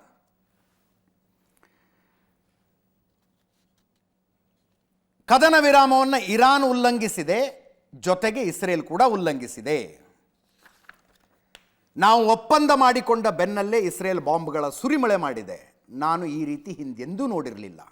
ನನಗೆ ಇಸ್ರೇಲ್ ನಡೆಯಿಂದ ಸಮಾಧಾನ ಇಲ್ಲ. ನಿಮಗೆ 12 ಗಂಟೆ ಇದೆ ಅಂದಾಗ ನೀವು 1 ಗಂಟೆಯಲ್ಲೇ ಹೋಗಿ ಇರುವ ಎಲ್ಲ ಬಾಂಬ್ಗಳನ್ನು ಸುರಿದಿದ್ದೀರಿ. ನನಗೆ ಇಸ್ರೇಲ್ ನಡೆ ಬೇಸರ ತರಿಸಿದೆ, ಇರಾನ್ ನಡೆಯೂ ಬೇಸರ ತರಿಸಿದೆ. ಇವತ್ತು ಬೆಳಗ್ಗೆ ಇಸ್ರೇಲ್ ದಾಳಿ ಮಾಡಿರುವುದು ನಿಜಕ್ಕೂ ಬೇಸರದ ವಿಷಯ ಅಂತ ಡೊನಾಲ್ಡ್ ಟ್ರಂಪ್ರ ಹೇಳಿಕೆ ಇದು. ಇಸ್ರೇಲ್ ದಾಳಿ ಮಾಡಬಾರದು, ಇಸ್ರೇಲ್ ಇರಾನ್ ಮೇಲೆ ದಾಳಿ ಮಾಡುವಂತಿಲ್ಲ, ಎಲ್ಲ ವಿಮಾನಗಳು ವಾಪಸ್ ಮನೆಗೆ ಮರಳಬೇಕು, ಕದನ ವಿರಾಮ ಜಾರಿಯಲ್ಲಿದೆ, ದಾಳಿ ಮಾಡಬಾರದು ಅಂತ. All planes will return around and head home while doing a friendly plane wave to Iran. Nobody will be hurt, the ceasefire is in effect ಅಂತ ಡೊನಾಲ್ಡ್ ಟ್ರಂಪ್ರ ಮತ್ತೊಂದು ಟ್ವೀಟ್ ಇದು. ಇಲ್ಲಿಗೆ 12 ದಿನಗಳ ಯುದ್ಧ, ಅದನ್ನು ಡೊನಾಲ್ಡ್ ಟ್ರಂಪೇ ಹೆಸರಿಟ್ಟಿದ್ದಾರೆ. ಇತಿಹಾಸ ಇನ್ನು ಮುಂದೆ ಇದನ್ನು 12 ದಿನಗಳ ಯುದ್ಧ ಅಂತ ಕರಿಬೇಕು. ನಿಲ್ಲಿಸದೇ ಹೋಗಿದ್ದರೆ, ಸೀಸ್ ಫೈರ್ ತರದೇ ಹೋಗಿದ್ದರೆ ವರ್ಷಗಟ್ಟಲೆ ನಡೀತಾ ಇತ್ತು ಈ ಯುದ್ಧ ಅಂತ ಡೊನಾಲ್ಡ್ ಟ್ರಂಪ್ರ ಟ್ವೀಟ್. ಕದನ ವಿರಾಮ ಜಾರಿಗೆ ಬರೋದಕ್ಕೆ ಕಾರಣ ಏನಪ್ಪ? ಇಸ್ರೇಲ್ 12 ದಿನಗಳ ಹಿಂದೆ ಇದನ್ನು ಶುರು ಮಾಡಿದಾಗ ಉದ್ದೇಶ ಏನಿತ್ತು? ಡಿಕ್ಲೇರ್ಡ್ ಏಮ್ ಏನಿತ್ತು? ಇರಾನ್ ಅಣ್ವಸ್ತ್ರಗಳನ್ನು ತಯಾರಿಸ್ತಾ ಇದೆ, ಯುರೇನಿಯಂ ಎನ್ರಿಚ್ಮೆಂಟ್ ಮಾಡ್ತಾ ಇದೆ. ಅಂದರೆ 60% ಎನ್ರಿಚ್ಮೆಂಟ್ ಅವ್ರು ಮಾಡ್ತಾರೆ ಅನ್ನೋ ಜಗತ್ತಿಗೆ ಗೊತ್ತು. ಇಸ್ರೇಲಿನ ಮಾಹಿತಿ 90% ಮಾಡ್ತಿದ್ದಾರೆ ಅವರು ಅಂತ. 60% ಎನ್ರಿಚ್ಮೆಂಟ್ ಮಾಡಿದ್ರೆ ಯುರೇನಿಯಮ್ನಿಂದ ವಿದ್ಯುತ್ ಶಕ್ತಿಯನ್ನು ಉತ್ಪಾದಿಸಬಹುದು. 90% ಎನ್ರಿಚ್ಮೆಂಟ್ ಮಾಡಿದ್ರೆ ಬಾಂಬ್ ಮಾಡಬಹುದು. ಅದನ್ನು ಮಾಡ್ತಿದ್ದಾರೆ ಅಂತ ಇಸ್ರೇಲಿಗೆ ಇಂಟೆಲಿಜೆನ್ಸ್ ಮಾಹಿತಿ ಇತ್ತು. ಅದನ್ನು ನಾವು ತಡಿಬೇಕು ಅಂತ ದಾಳಿಯನ್ನು ಶುರು ಮಾಡಿದ್ರು. ಈಗ ಆ ಕೆಲಸದಲ್ಲಿ ನಿರತವಾಗಿದ್ದ ಅಣುವಿಜ್ಞಾನಿಗಳ ಕಥೆ ಮುಗಿಸಿದ್ದಾಯಿತು. ಮಿಲಿಟರಿ ಜನರಲ್ಗಳು ಯಾರ್ಯಾರು ಅದರಲ್ಲಿ ಆಕ್ಟಿವ್ ಆಗಿ ಇನ್ವಾಲ್ವ್ ಆಗಿದ್ರೋ ಅವರನ್ನು ಮೇಲ್ ಕಳಿಸಿದ್ದಾಯಿತು. ಯಾವ ಜಾಗಗಳು ಯುರೇನಿಯಂ ಎನ್ರಿಚ್ಮೆಂಟ್ಗೆ ಸ್ಪೆಷಲೈಸ್ಡ್ ಲ್ಯಾಬೊರೇಟರಿಗಳು ಬೇಕಾಗ್ತವೆ, ಅವುಗಳನ್ನು ಹುಡುಕಿ ಧ್ವಂಸ ಮಾಡಿದ್ದಾಯಿತು. ಬೆಂಜಮಿನ್ ನೆತನ್ಯಾಹು ಜಗತ್ತಿಗೆ ಘೋಷಣೆ ಮಾಡಿದರು, ಯುರೇನಿಯಂ ಎನ್ರಿಚ್ಮೆಂಟ್ನ ಕೆಪಾಸಿಟಿಯನ್ನು ಇನ್ನು 3 ವರ್ಷ ಮೇಲೆ ಏಳದಂತೆ ಮಾಡಿದ್ದೀವಿ ನಾವು ಇರಾನಿಂದು ಅಂತ. 2 ರಿಂದ 3 ವರ್ಷ ಅಂದರೆ ಇವತ್ತಿನಿಂದ ಇರಾನ್ ಮತ್ತೆ ಯುರೇನಿಯಂ ಎನ್ರಿಚ್ಮೆಂಟಿಗೆ ಪ್ರಯತ್ನ ಶುರು ಮಾಡಿದರು. ಇವತ್ತಿನಿಂದನೇ ಶುರು ಮಾಡಿದ್ರು ಅಂತ ಅನ್ಕೊಳ್ಳಿ. ಇನ್ನು 3 ವರ್ಷ ಆದಮೇಲೆ ಅವ್ರಿಗೆ ಯುರೇನಿಯಂ ಎನ್ರಿಚ್ಮೆಂಟ್ ಮಾಡೋಕ್ಕಾಗತ್ತೆ. 3 ವರ್ಷ ಇನ್ನು ಆವಾಗ ನೋಡ್ಕೊಂಡ್ರಾಯ್ತು ಅಂತ. ಈಗ ಗುರಿ ಈಡೇರ್ತು, ಘೋಷಿತ ಗುರಿ ಈಡೇರ್ತು. ಇರಾನಿನ ಮಿಲಿಟರಿ ಸಾಮರ್ಥ್ಯವನ್ನು ತಗ್ಗಿಸಿದಂತಾಯಿತು. ಅವರ ಜನರಲ್ಗಳನ್ನು ಹೊಡೆದು ಹಾಕುವ ಮೂಲಕ, ಯುದ್ಧ ವಿಮಾನಗಳನ್ನು ಧ್ವಂಸ ಮಾಡುವ ಮೂಲಕ. 2ನೇ ದಿವಸಕ್ಕೆ ಏರ್ ಸುಪೀರಿಯಾರಿಟಿ ತಗೊಂಡ್ಬಿಡ್ತು ಇಸ್ರೇಲು ಇರಾನಿನ ಆಕಾಶದಲ್ಲಿ. ಅವತ್ತೇ ಹೇಳಿದೆ ನಾನು, ಇರಾನಿನ ಆಕಾಶದಲ್ಲಿ ಯಾವುದಾದ್ರೂ ಯುದ್ಧ ವಿಮಾನ ಹಾರಾಡ್ತಿದೆ ಅಂದ್ರೆ ಅದು ಇಸ್ರೇಲಿಂದ. ಏರ್ ಬೇಸ್ಗಳಲ್ಲಿ ಯಾವ್ಯಾವ ಯುದ್ಧ ವಿಮಾನಗಳನ್ನು ಇರಾನ್ ನಿಲ್ಲಿಸಿತ್ತಲ್ಲ ಅವೆಲ್ಲವುಗಳ ಮೇಲಿನಿಂದ ಡ್ರೋನ್ ಹಾಕಿ ಧ್ವಂಸ ಮಾಡಿದ್ರು. ಮಿಲಿಟರಿ ಕ್ಷಮತೆಯನ್ನು ಕುಗ್ಗಿಸಿದಂತಾಯಿತು. ಗುರಿ ಈಡೇರಿದ ಮೇಲೆ ಕದನ ವಿರಾಮಕ್ಕೆ ಒಪ್ಕೊಳ್ಳೋಕ್ಕೇನು? ಟ್ರಂಪ್ಗೊಂದು ಗೌರವ ಕೊಟ್ಟಂಗಪ್ಪ, ಆಯ್ತಪ್ಪ ನಾವು ಯುದ್ಧ ಶುರು ಮಾಡಿದ್ವಿ, ನೀವು ಬೆಂಬಲ ಕೊಟ್ರಿ, ಥ್ಯಾಂಕ್ ಯು ಸೋ ಮಚ್. ಫೋರ್ಡೋ ಸೇರಿದಂತೆ 3 ಅಣ್ವಸ್ತ್ರ ಕೇಂದ್ರಗಳ ಮೇಲೆ ನಾವು ದಾಳಿ ಮಾಡಿರಲಿಲ್ಲ. ಆ್ಯಕ್ಚುಲಿ ಆ ದಾಳಿ ಮಾಡೋದಕ್ಕೆ ಇಸ್ರೇಲ್ ಕೈಗೆ ಆಗ್ತಾನೂ ಇರಲಿಲ್ಲ. 60 ಮೀಟರ್ ಭೂಮಿ ಒಳಗಿದ್ವು. ಅದಕ್ಕೆ B2 ಬಾಂಬರ್ಗಳೇ ಬರಬೇಕಾಗಿತ್ತು, BGU ಬಾಂಬ್ಗಳೇ ಬೇಕಾಗಿತ್ತು. ಅಮೇರಿಕ ಬಂದು ಆ ಕೆಲಸ ಮಾಡಿಕೊಟ್ಟಿದೆ. ಥ್ಯಾಂಕ್ ಯು ಸೋ ಮಚ್, ನಿಮ್ಮ ಮಾತಿಗೆ ಮರ್ಯಾದೆ ಕೊಟ್ಟು ನಾವು ಯುದ್ಧ ನಿಲ್ಲಿಸ್ತಾ ಇದ್ದೀವಿ ಅಂತ. ಅಮೇರಿಕದ ಮಧ್ಯಪ್ರವೇಶ ಆದ ನಂತರ ಇರಾನ್ಗೂ ಇದು ಬೇಕಾಗಿರಲಿಲ್ಲ. ಇರಾನ್ ಇಸ್ರೇಲ್ ಮಧ್ಯದಲ್ಲಿ ಅತ್ಯಂತ ಕಡಿಮೆ ಅಂತರ ಅಂದರೆ 1500 ಕಿಲೋಮೀಟರ್, ಮಧ್ಯದಲ್ಲಿ 2 ದೇಶ ಬರ್ತವೆ. ಗ್ರೌಂಡ್ ಇನ್ವೇಷನ್ ಅಂತೂ ಸಾಧ್ಯನೇ ಇಲ್ಲ. 2 ದೇಶಗಳನ್ನು ದಾಟ್ಕೊಂಡು ಇರಾನ್ ಬರೋದಾಗಲಿ, ಇರಾನ್ ಬಂದಿದ್ದರೂ ಇಸ್ರೇಲ್ಗೆ ಹೋಗೋಕ್ಕಾಗೋದಿಲ್ಲ. ಇಸ್ರೇಲಿನ ತಾಕತ್ತಿರೋದು ಟೆಕ್ನಾಲಜಿಯಲ್ಲಿ. ಅವರ ಡ್ರೋನ್ಗಳು, ಅವರ ಮಿಸೈಲ್ಗಳು, ಅವರ ಮಿಲಿಟರಿ ಪ್ಲೇನ್ಗಳು, ಅದೇ ತಾಕತ್ತು. ಆರ್ಮಿಗೆ ಗ್ರೌಂಡ್ ಇನ್ವೇಷನ್ನಿನ ತಾಕತ್ತು ಇಸ್ರೇಲಿಗಿಲ್ಲ. ಅದರ ಜನಸಂಖ್ಯೆನೇ ಬೆಂಗಳೂರಿಗಿಂತ ಕಡಿಮೆ ಇದೆ ರೀ. 90 ಲಕ್ಷದಿಂದ 1 ಕೋಟಿ ಇಡೀ ಇಸ್ರೇಲಿನ ಜನಸಂಖ್ಯೆ. 1 ಕೋಟಿ ಜನಸಂಖ್ಯೆ ಇಟ್ಕೊಂಡು ಇಸ್ರೇಲ್ನಲ್ಲಿ ಯಹೂದಿಗಳು ಎಲ್ಲರಿಗೂ ಮಿಲಿಟ್ರಿ ಸೇವೆ ಕಡ್ಡಾಯ, ನೆನಪಿಟ್ಕೊಳ್ಳಿ, ಕಂಪಲ್ಸರಿ. ಮಿಲಿಟ್ರಿಗೆ ಜಾಯ್ನ್ ಆಗಲೇಬೇಕು 18 ಆದಾಗ. ಅವರು ಎಷ್ಟು ದೊಡ್ಡ ಸೈನ್ಯ ಕಟ್ಟೋಕ್ಕಾಗತ್ತೆ? ಎಲ್ಲರೂ 18 ವರ್ಷ ಆಗಿರೋ ಎಲ್ಲರೂ ಮಿಲಿಟ್ರಿಗೆ ಬರ್ತಾರೆ ಅಂದರೆ ಸೈನ್ಯ ಸಣ್ಣದಿದೆ ಅವ್ರದ್ದು ಇರಾನಿಗೆ ಕಂಪೇರ್ ಮಾಡಿದ್ರೆ. ಗ್ರೌಂಡ್ ಇನ್ವೇಷನ್ನಿನ ಪಾಸಿಬಿಲಿಟಿ ಇಬ್ಬರಿಗೂ ಇರಲಿಲ್ಲ. ಸುದೀರ್ಘ ಕಾಲ ಯುದ್ಧ ಮಾಡುವ ಕೆಪಾಸಿಟಿ ಕೂಡ 2 ದೇಶಗಳಿಗಿಲ್ಲ. ಆದ್ದರಿಂದಾಗಿ ಯುದ್ಧ ನಿಲ್ಲಿಸಿದ್ರು. ಇರಾನಿನ ಕಡೆ ಇನ್ನೂ ಯುದ್ಧ ಮುಂದುವರೆದಿದ್ದರೆ ಅಯಾತುಲ್ಲಾ ಖಮೇನಿ ಕಥೆನೇ ಮುಗಿದಿರೋದು. ಡೊನಾಲ್ಡ್ ಟ್ರಂಪ್ ನೇರವಾಗಿ ಹೇಳಿದ್ರು, ಅಯಾತುಲ್ಲಾ ಖಮೇನಿ ಬಚ್ಚಿಟ್ಕೊಂಡಿರೋ ಜಾಗ ನಮಗೆ ಗೊತ್ತಿದೆ. We have not yet decided to take him out, ಬ್ರ್ಯಾಕೆಟ್ನಲ್ಲಿ ಕಿಲ್ ಅಂತ ಡೊನಾಲ್ಡ್ ಟ್ರಂಪ್ ಟ್ವೀಟ್. ಅದು ರೆಜಿಮ್ ಚೇಂಜ್, ಅದು ಆಗದೆ ಏನೂ ಮಾಡೋದಕ್ಕಾಗೋದಿಲ್ವಾ ಅಂತ ಆಲೋಚನೆ ಮಾಡ್ತಾ ಇದ್ದೀವಿ ಅಂತ. ದೇವರ್ ಗಿವಿಂಗ್ ಅ ಹಿಂಟ್. ಈ ಯುದ್ಧ ಮುಂದುವರೆದ್ರೆ ಖೊಮೇನಿಯ ಕಥೆ ಮುಗಿಸಿ ಅಲ್ಲಿನ ಸರ್ಕಾರವನ್ನು ಬರ್ಖಾಸ್ತ್ ಮಾಡಿ ನಮಗೆ ಬೇಕಾದಂಥ ಒಂದು ಸರ್ಕಾರವನ್ನು ತಂದು ಕೂಡಿಸುವ ಅನಿವಾರ್ಯ ಪರಿಸ್ಥಿತಿಗೆ ನಾವು ಬರಬೇಕಾಗತ್ತೆ ಅಂತ ಡೊನಾಲ್ಡ್ ಟ್ರಂಪ್ ಹೇಳಿದ್ರು. ಬೆಂಜಮಿನ್ ನೆತನ್ಯಾಹು ಹಿಂಟ್ ಮಾಡಿದ್ರು. ಅಲ್ಲಿಗೆ ಇರಾನಿಗೆ ಕೂಡ ಇದು ಇಲ್ಲಿಗೆ ನಿಲ್ಲಬೇಕಾಗಿತ್ತು. ಮುಂದುವರೆದ್ರೆ ಒಬ್ಬ ಸರ್ವೋಚ್ಚ ನಾಯಕನನ್ನು ಕಳ್ಕೋಬೇಕು, ಸರ್ಕಾರನೇ ಹೋಗುತ್ತೆ. ಈ ಹಂತದಲ್ಲಿ ಇರಾನಿಗೂ ಅನಿವಾರ್ಯತೆ ಇತ್ತು. ಇಸ್ಲಾಮಿಕ್ ಸರ್ಕಾರನೇ ಹೋಗ್ಬಿಡ್ತಿತ್ತಲ್ಲಿದು. ಆದ್ದರಿಂದ 3 ಜನರಿಗೆ ಬೇಕಾಗಿ ಇಂಥದ್ದೊಂದು ಕದನ ವಿರಾಮ ಜಾರಿಗೆ ಬಂದಿದೆ. ಅಮೇರಿಕ ಅರ್ಥಾತ್ ಡೊನಾಲ್ಡ್ ಟ್ರಂಪ್ಗೆ ಶಾಂತಿ ದೂತ ಅನ್ನಿಸಿಕೊಳ್ಳೋದು ಆರಂಭದಿಂದಲೂ ಅವರು ಚುನಾವಣಾ ಪ್ರಣಾಳಿಕೆಯಲ್ಲೇ ಹೇಳಿದರು. ಅಮೇರಿಕದ ಈ ಹಿಂದಿನ ಅಧ್ಯಕ್ಷರುಗಳು ಬೇಡವಾದಂಥ ಜಾಗಗಳಿಗೆಲ್ಲ ಸೈನ್ಯ ಕಳಿಸಿ ಅಧ್ವಾನ ಮಾಡಿಟ್ಟಿದ್ದಾರೆ ಅಮೇರಿಕಾನ. ಅಮೇರಿಕದ ನಾಗರಿಕರು ಕೊಟ್ಟ ತೆರಿಗೆ ದುಡ್ಡನ್ನು ನಾವು ಇರಾಕಿನ ಯುದ್ಧಕ್ಕೆ, ಅಫ್ಘಾನಿಸ್ತಾನದ ಯುದ್ಧಕ್ಕೆ ಯಾಕೆ ಹಾಕಬೇಕಾಗಿತ್ತು? ಹೋದ, ಕೆಲಸ ಮುಗಿಸ್ಕೊಂಡ, ಬಂದ, ಅಷ್ಟೇ ಇದ್ದಿದ್ರೆ ಸಾಕಾಗಿತ್ತು ಅಂತ. ನೀವು ವರ್ಷಗಟ್ಟಲೆ ಅಲ್ಲಿ ಸೈನ್ಯವನ್ನು ಇಟ್ಟು ಅಮೇರಿಕದ ಯೋಧರು ಹುತಾತ್ಮರಾಗುವಂತೆ ಮಾಡಿದ್ದೇ ಇಷ್ಟು ದಿವಸಗಳ ತಪ್ಪು ಅನ್ನೋದು ಡೊನಾಲ್ಡ್ ಟ್ರಂಪ್ರ ಪ್ರಣಾಳಿಕೆಯಲ್ಲಿ ಇದ್ದಂಥ ವಿಷಯ. ಈ ನೀತಿಯನ್ನು ನಾನು ಬದಲಾಯಿಸ್ತೀನಿ ಅಂತ ಡೊನಾಲ್ಡ್ ಟ್ರಂಪ್ ಬಂದಿದ್ದು. ಅಷ್ಟಾದ ಮೇಲೂ ಬಾಂಬರ್ಗಳನ್ನು ಕಳಿಸಿದ್ದೇ ಆಶ್ಚರ್ಯ ಇರಾನ್ಗೆ. ನೀವೇ ಏನೋ ಮಾತಾಡ್ಕೊಳ್ಳಿ, ಕದನ ವಿರಾಮದ ಟೈಮಿಗೆ ನಾನು ಬರ್ತೀನಿ ಅಂತಷ್ಟೇ ಹೇಳಿ ಸುಮ್ಮನಾಗಬಹುದಾಗಿತ್ತು ಅಮೇರಿಕ. ಇದೊಂದು ಆಶ್ಚರ್ಯಕರ ನಡೆ ಡೊನಾಲ್ಡ್ ಟ್ರಂಪ್ದು. ನಾವೆಲ್ಲರೂ ಆ್ಯಂಟಿಸಿಪೇಟ್ ಮಾಡಿದ್ದು ಅಮೇರಿಕ ಯುದ್ಧದಲ್ಲಿ ಭಾಗಿಯಾಗೋದಿಲ್ಲ ಅಂತ. ಅದಕ್ಕೆ ತದ್ವಿರುದ್ಧವಾಗಿ ವಿಮಾನಗಳನ್ನು ಕಳಿಸಿದ್ರು. ಅದಕ್ಕೂ ವಿರೋಧ ಕಟ್ಕೋಬೇಕಾಯ್ತು. ನೀವು ಇನ್ನೊಂದು ದೇಶದ ವ್ಯವಹಾರದಲ್ಲಿ ತಲೆ ಹಾಕೋದಿಲ್ಲ ಅಂದಿದ್ರಿ, ಮತ್ತು ಇದನ್ನು ಯಾಕೆ ಮಾಡಿದ್ರಿ ಅಂತ ಅಮೇರಿಕದ ಜನ ಪ್ರಶ್ನೆ ಕೇಳ್ತಾ ಇದ್ದಾರೆ. ಅಫ್ಘಾನಿಸ್ತಾನ ಇರಾಕ್ ಮೇಲೆ ನಡೆಸಿದ ಯುದ್ಧದಿಂದ ಸಾಧಿಸಿದ್ದೇನೂ ಇಲ್ಲ. ಅದರ ಜೊತೆಗೆ ನೋಡಿ, ಮಿಡ್ಲ್ ಈಸ್ಟ್ನಲ್ಲಿ ಅಮೇರಿಕ ಎಲ್ಲೆಲ್ಲಿ ಬಂದು ಕೈ ಆಡಿಸೋದಕ್ಕೆ ಪ್ರಯತ್ನ ಪಡ್ತಲ್ಲ, ರೆಜಿಮ್ ಚೇಂಜ್ಗಳನ್ನು ಮಾಡ್ತಲ್ಲ, ನಾಯಕತ್ವ ಬದಲಾವಣೆಗಳನ್ನು ಮಾಡ್ತಲ್ಲ ಯಾವ್ಯಾವ ದೇಶದಲ್ಲಿ, ಆ ಎಲ್ಲ ದೇಶಗಳು ಈಗ ಭಯೋತ್ಪಾದಕರ ಕೈಲಿದ್ದಾವೆ. ಏನೂ ಸಾಧನೆ ಮಾಡೋದಕ್ಕಾಗಲಿಲ್ಲ ಅಲ್ಲಿ. ಇರಾಕಿಗೆ ಬಂದು ವೆಪನ್ಸ್ ಆಫ್ ಮಾಸ್ ಡಿಸ್ಟ್ರಕ್ಷನ್ ಹುಡುಕ್ತೀವಿ ಅಂತಂದು ಇಡೀ ದೇಶನೇ ಸರ್ವನಾಶ ಮಾಡಿ, ಸದ್ದಾಂ ಹುಸೇನ್ನ ಹಿಡಿದು ವಿಚಾರಣೆ ಮಾಡ್ದಂಗೆ ಮಾಡಿ ನೇಣಿಗೆ ಹಾಕಿ ಎಲ್ಲ ಆದಮೇಲೆ ಈಗ ಇರಾಕ್ ಹೆಚ್ಚು ಕಡಿಮೆ ಐಸಿಸ್ ಕೈಲಿದೆ. ಅಫ್ಘಾನಿಸ್ತಾನದಲ್ಲಿ WTC ಅಟ್ಯಾಕ್ ಆಯಿತು, 9/11 ಅಟ್ಯಾಕ್ ಆಯಿತು ಅಂಥೇಳಿ ದಂಡೆತ್ಕೊಂಡು ಬಂದು ಎಲ್ಲ ಮಾಡಿ ಅಲ್ಲೊಂದು ನಾರ್ದರ್ನ್ ಅಲಯನ್ಸ್ ಅನ್ನೋ ಒಂದು ಅಲಯನ್ಸ್ ಮಾಡಿ ಅಲ್ಲೊಬ್ಬ ನಾಯಕನನ್ನು ಸೃಷ್ಟಿ ಮಾಡಿ, ಆಯ್ತಪ್ಪ ನಮಗೆ ಸುಸ್ತಾಯಿತು ನಾವೇನು ವಾಪಸ್ ಹೊರಡ್ತೀವಿ ಅಂತ ಹೋದ್ಮೇಲೆ ಅಫ್ಘಾನಿಸ್ತಾನದಲ್ಲಿ ಏನಾಯಿತು? ಮತ್ತೆ ತಾಲಿಬಾನ್ನವರು ಬಂದು ಕೂತ್ಕೊಂಡ್ರು. ತುನೇಷಿಯಾ, ಲಿಬಿಯಾ, ಅಲ್ಲಿ ನಡೆದಂಥ ಅಷ್ಟೂ ದಂಗೆಗಳಿಗೆ ಇಂಡೈರೆಕ್ಟಾಗಿ ಸಪೋರ್ಟ್ ಮಾಡಿದರು. ಆಯ್ತಪ್ಪ ಅಲ್ಲಿ ತುಂಬ ಪ್ರಜಾಪ್ರಭುತ್ವವಾದಿ ಜಾತ್ಯತೀತ ಸರ್ಕಾರಗಳು ಬಂದ್ಬಿಟ್ವಾ? ಇಲ್ಲ. ಇರಾನ್ನಲ್ಲೂ ಅದೇ ಆಗುತ್ತೆ ಅನ್ನೋ ಭಯ. ಒಂದು ಕಟ್ಟರ್ ಇಸ್ಲಾಮಿಕ್ ಆಡಳಿತವನ್ನು ನೀವು ಮೂಲೋತ್ಪಾಟನೆ ಮಾಡಿ ನಿಮಗೆ ಬೇಕಾದವ್ರನ್ನ ಯಾರನ್ನೋ ತಂದು ಕೂಡಿಸುವ ಪ್ರಯತ್ನ ಮಾಡಿದ್ರೆ ಅಲ್ಲೊಂದು ಇಸ್ಲಾಮಿಕ್ ಭಯೋತ್ಪಾದಕ ಸಂಘಟನೆ ಹುಟ್ಟಿಕೊಂಡ್ರೂ ಆಶ್ಚರ್ಯ ಇಲ್ಲ, ಅಥವಾ ಐಸಿಸ್ನಂಥ ಸಂಘಟನೆ ಮತ್ತೆ ಆ್ಯಕ್ಟಿವ್ ಆದರೂ ಆಶ್ಚರ್ಯ ಇಲ್ಲ. ಬಹುಶಃ ಅಮೇರಿಕ ಯೋಚನೆ ಮಾಡಿದೆ ಹಿಂಗಾಗೋದಕ್ಕೆ ಬಿಡಬಾರ್ದು ಅಂತ. ಅದರ ಜೊತೆಗೆ ಆರ್ಥಿಕವಾಗಿ ಕೂಡ ಅಮೇರಿಕ ಮೊದಲಿನಂಗೆ ಸ್ಟ್ರಾಂಗ್ ಇಲ್ಲ. ಅವ್ರಿಗೂ ಅವ್ರದ್ದೇ ಆದಂಥ ಅದೆಷ್ಟು $28 ಟ್ರಿಲಿಯನ್ ಅಂತೆ, ಮೋರ್ ದೆನ್ ದ್ಯಾಟ್ ಸಾಲ ಅಮೇರಿಕದ್ದು. ಆದ್ದರಿಂದ ಅಮೇರಿಕಕ್ಕೂ ಇದು ಇಲ್ಲಿಗೆ ನಿಲ್ಲಬೇಕಾಗಿತ್ತು, ನಿಂತಿದೆ. ವಿನ್ ವಿನ್ ಸಿಚುವೇಶನ್ ಮೂರು ದೇಶಗಳಿಗೂ. ಮೂರು ದೇಶಗಳ ಗುರಿ ಈಡೇರಿದೆ ಅಷ್ಟೇ. ಇಸ್ರೇಲ್ಗೆ ಇರಾನಿನ ಅಣುಶಕ್ತಿಯನ್ನು ಧ್ವಂಸ ಮಾಡಬೇಕಾಗಿತ್ತು. ಇರಾನಿಗೆ ಆ ನಾಯಕತ್ವ, ಅಯಾತುಲ್ಲಾ ಖೊಮೈನಿ ನಾಯಕತ್ವ ಮುಂದುವರಿಬೇಕಾಗಿತ್ತು. ಅಮೇರಿಕಕ್ಕೆ, ಡೊನಾಲ್ಡ್ ಟ್ರಂಪ್ಗೆ ಇರಾನು ಅಣ್ವಸ್ತ್ರಗಳನ್ನು ಮಾಡಬಾರ್ದು ಅನ್ನೋ ಉದ್ದೇಶ ಈಡೇರಬೇಕು, ಜೊತೆಗೆ ನಾವು ಯುದ್ಧವನ್ನು ನಿಲ್ಲಿಸಿದ್ವಿ ಅನ್ನುವ ಸಂದೇಶವನ್ನು ಕೊಡಬೇಕು. ಎಲ್ಲವೂ ಈಡೇರ್ದಂಗಾಗಿದೆ.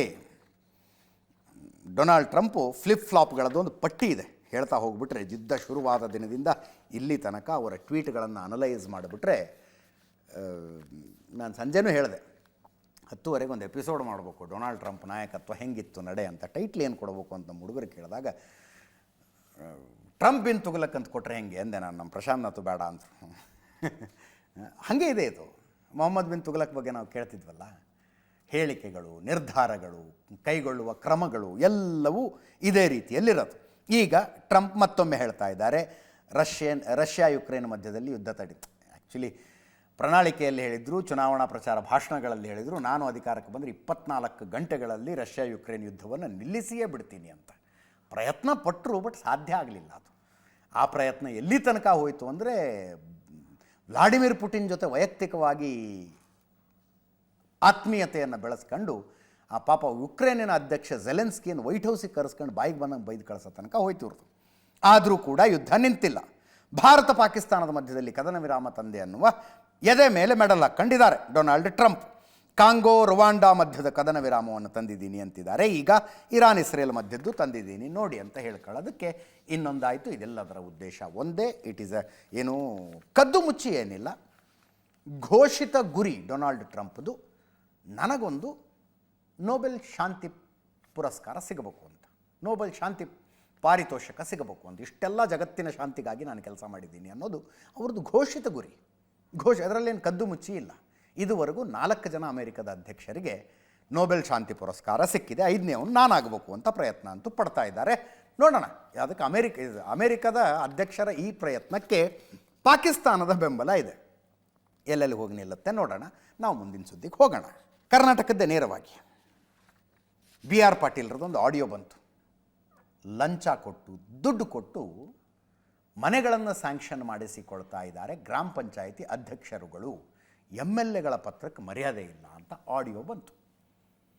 ಅದಾದ ನಂತರ ಕಾಗವಾಡದ ಶಾಸಕ ರಾಜು ಕಾಗೆ BR ಪಾಟೀಲರಿಗಿರುವ ಸಮಸ್ಯೆಯ ಅಪ್ಪನಂಥ ಸಮಸ್ಯೆ ನನಗಿದೆ ಅಂದರು. ಅದರ ಮಧ್ಯದಲ್ಲಿ ಸಾಗರದ ಶಾಸಕ ಬೇಳೂರು ಗೋಪಾಲಕೃಷ್ಣ, ಆರೋಪ ಬಂದಿದೆ ಜಮೀರ್ ಅಹಮದ್ ಖಾನ್ರ ಮೇಲೆ, ಅವರು ರಾಜೀನಾಮೆ ಕೊಟ್ಟು ಕೆಳಗಿಳಿಬೇಕು, ತನಿಖೆ ಆಗಬೇಕು, ತನಿಖೆಯಲ್ಲಿ ನಿರಪರಾಧಿ ಅಂತ ಆದರೆ ಅವರು ಮತ್ತೆ ಬೇಕಿದ್ದರೆ ಅಧಿಕಾರಕ್ಕೆ ಬರಲಿ ಅಂದರು. ನೆನಪಿರಲಿ, ಅಂದರೆ ನೀವು ಕನ್ಫ್ಯೂಸ್ ಮಾಡ್ಕೋಬೇಡಿ, ಹೇಳಿಕೆ ಕೊಟ್ಟವರೆಲ್ಲೂ ಕಾಂಗ್ರೆಸ್ ಶಾಸಕರೇ, ಕಾಂಗ್ರೆಸ್ ಶಾಸಕರದ್ದೇ ಹೇಳಿಕೆ ಬ್ಯಾಕ್ ಟು ಬ್ಯಾಕು. ಅದಾದ ಮೇಲೆ NY ಗೋಪಾಲಕೃಷ್ಣ ಮತ್ತೊಬ್ಬ ಕಾಂಗ್ರೆಸ್ ಶಾಸಕರು ವೇದಿಕೆಯ ಮೇಲಿನ ಭಾಷಣದಲ್ಲಿ, ನಾನು ನನ್ನ ಕ್ಷೇತ್ರಕ್ಕೆ ಒಂದು ಚರಂಡಿ ಮಾಡ್ಸೋಕ್ಕಾಗಿಲ್ಲ, ಒಂದು ರೋಡ್ ಮಾಡ್ಸೋಕ್ಕಾಗಿಲ್ಲ, ಒಂದು ನಿಂತ್ಕೊಂಡು ನೋಡುವಂಥ ಶಾಲೆ ಮಾಡ್ಸೋಕ್ಕಾಗಿಲ್ಲ ಅಂದರು. ಯಾವುದೋ ಅವ್ರ ಕ್ಷೇತ್ರಕ್ಕೆ ಒಂದು ಖಾಸಗಿ ಕಂಪನಿಯವ್ರು ಬಂದು ಒಂದು ಫ್ಯಾಕ್ಟ್ರಿನೇನೋ ಮಾಡ್ತಿದ್ದಾರೆ, ಅದರ ಉದ್ಘಾಟನೆ ಕಾರ್ಯಕ್ರಮದಲ್ಲಿ ನಮ್ಮಲ್ಲಿ ನೀವು ಬಂದು ಫ್ಯಾಕ್ಟ್ರಿ ಮಾಡ್ತಾ ಇರೋದೇ ನಮ್ಮ ಸೌಭಾಗ್ಯ ಅಂದ್ಬಿಟ್ರು ಅವರು. ಸೌಭಾಗ್ಯ ಅಂತ ಬ್ಯಾಕ್ ಟು ಬ್ಯಾಕ್ ಇದು 4-5 ದಿವಸದಲ್ಲಿ 4-5 ಶಾಸಕರುಗಳು ಈ ರೀತಿಯಾದ ಹೇಳಿಕೆ. ಇದೆಲ್ಲದರ ಮಧ್ಯದಲ್ಲಿ ಬಾದಾಮಿಯಲ್ಲಿ, ಇದು ಶಾಸಕರ ಹೇಳಿಕೆ ಆದರೆ ಸಚಿವರ ಹೇಳಿಕೆಗಳನ್ನು ಕೇಳಿಸಿಕೊಳ್ಳಿ, ಇವರಲ್ಲ, ಅದು ಹೋಮ್ ಮಿನಿಸ್ಟರ್ ಡಾಕ್ಟರ್ ಪರಮೇಶ್ವರರ ಹೇಳಿಕೆ. ಸಿದ್ದರಾಮಣ್ಣನ ಹತ್ರ ದುಡ್ಡು ಕೇಳಕ್ಕೆ ಹೋಗಬೇಡಿ, ದುಡ್ಡಿಲ್ಲ ಅಂತ. ಸಿದ್ದರಾಮಣ್ಣ ಹತ್ರ ದುಡ್ಡಿಲ್ಲ, ನಮ್ಮನ್ನು ಕೇಳಕ್ಕೆ ಬರಬೇಡಿ, ಪ್ರಾಜೆಕ್ಟ್ ಮಾಡಿ ಕೇಂದ್ರಕ್ಕೆ ಕೊಡಿ, ಅಭಿವೃದ್ಧಿಗೆ ನಮ್ಮ ಹತ್ರ ದುಡ್ಡಿಲ್ಲ, ನಾವೆಲ್ಲ ನಿಮಗೆ ಕೊಟ್ಟುಬಿಟ್ಟಿದ್ದೀವಿ, ಅಕ್ಕಿ ಬೇಳೆ ಎಣ್ಣೆ ಎಲ್ಲ ಈಗ ಕೊಟ್ಟುಬಿಟ್ಟಿದ್ದೀವಿ.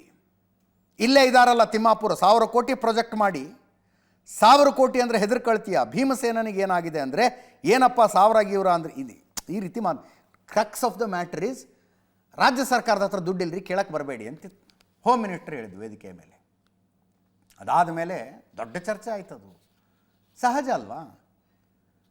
ಕಾಂಗ್ರೆಸ್ MLAಗಳ ಹೇಳಿಕೆ ಕೊಟ್ಟರೆ ಚರ್ಚೆ ಆಗ್ತವಂತೆ, ಹೋಮ್ ಮಿನಿಸ್ಟರ್ ಹೇಳಿಕೆ ಕೊಟ್ಟರಾಗೋದಿಲ್ವ? ಅಷ್ಟಾದ ಮೇಲೆ ನಾನೇನೋ ತಮಾಷೆಗೆ ಹೇಳಿದೆ ಅಂತ ಡಾಕ್ಟರ್ ಪರಮೇಶ್ವರ್ ಕೇಳಿಸ್ಕೊಳ್ಳಿ ಒಮ್ಮೆ. ಹೇಳಿದೆ, ನೀವೊಂದು ದೊಡ್ಡ ಪ್ರಾಜೆಕ್ಟ್ ಅನ್ನ ಮಾಡಿ ಈ ಊರನ್ನೇ ಅಭಿವೃದ್ಧಿ ಮಾಡತಕ್ಕಂಥ ರೀತಿಯಲ್ಲಿ 1,000 ಕೋಟಿ ಆಗ್ಬೋದು, ಎದುರ್ಕೋಬೇಡ. 1,000 ಕೋಟಿ ಅಂದ್ರೆ ಎದುರ್ಕಂತೀಯ?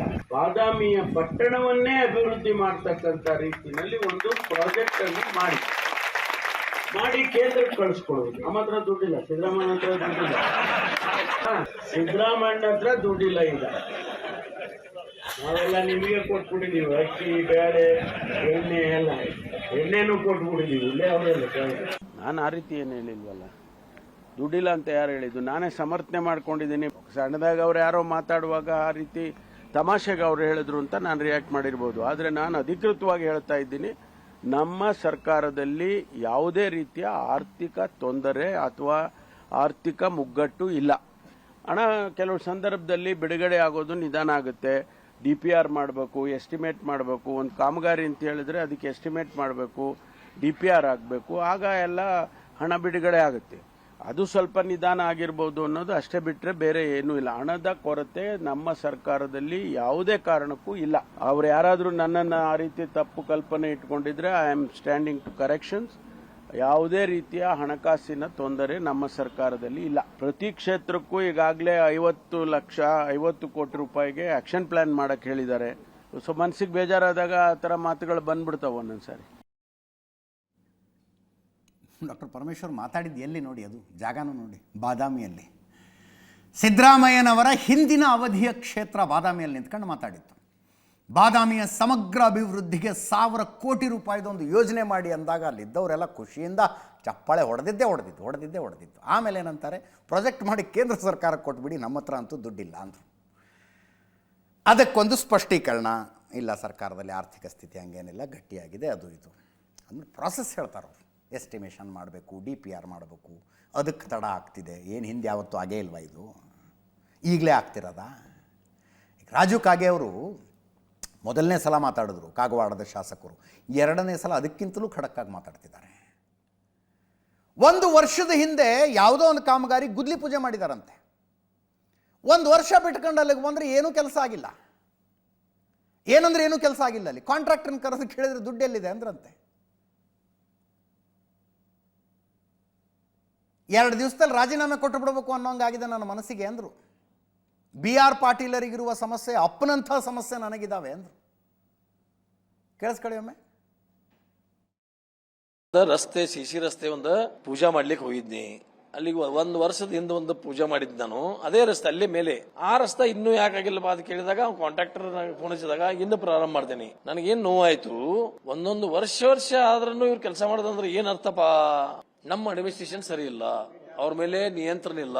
CM ಬಂದು ನಾನು ಶಾಸಕಾಂಗ ಮೀಟಿಂಗ್ ದಲ್ಲಿ ಕೆಲವು ನೋವುಗಳನ್ನ ಶಾಸಕಾಂಗ ಪಕ್ಷದ ಮೀಟಿಂಗ್ ದಲ್ಲಿ ನಾನು ನನ್ನ ನೋವನ್ನು ತೊಡ್ಕೊಂಡು ಯಾವಾಗ ಕರೆದು ಯಾರೋ ಒಬ್ಬರು ಮಂತ್ರಿಗಳು ಅಥವಾ ಯಾರೋ ಮುಖ್ಯಮಂತ್ರಿಗಳು ಕರೆದು, ಯಾಕಪ್ಪ ನೀ ಈ ತರ ಮಾತಾಡ್ತಾ ಇದೀಯಾ, ನಿನಗೇನು ನೋವಾಗಿದೆ ಅಂತೇಳಿ 1.5 ವರ್ಷದಿಂದ ನನ್ನನ್ನು ಕೇಳಕ್ ಹೋಗಿ. ಈಗ ಮಂತ್ರಿಗಳು ಯಾಕೆ ಒಂದು ಆದೇಶ ಮಾಡೋದಲ್ಲ ಸರ್ಕಾರದವರು? ಈ ದಿವಸ ಎಲ್ಲ ಮಂತ್ರಿಗಳು ವಿಧಾನಸೌಧದಲ್ಲಿ 10:30ಯಿಂದ 5:30 ಮಟ್ಟ ಸಿಗ್ತಾರ ಅಂತೇಳಿ ಯಾಕೆ ಮಾಡೋದಲ್ಲ? ಮಂತ್ರಿಗಳು ಮನೆಗೆ ಹೋದ್ರೆ ಇರಲ್ಲ.